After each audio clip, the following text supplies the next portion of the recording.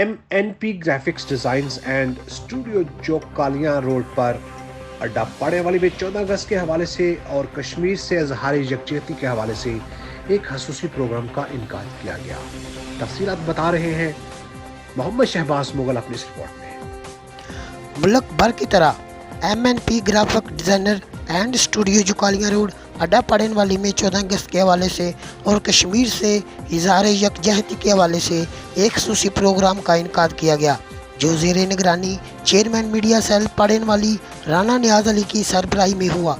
पड़ेन वाली media cell के तमाम सहाफ़ियों ने शिरकत की, जिसमें सदर मीडिया सेल मोहम्मद अशरफ गोंदल, नायब सदर मिर्ज़ा फ़याज़ रसूल मुगल भी मौजूद थे।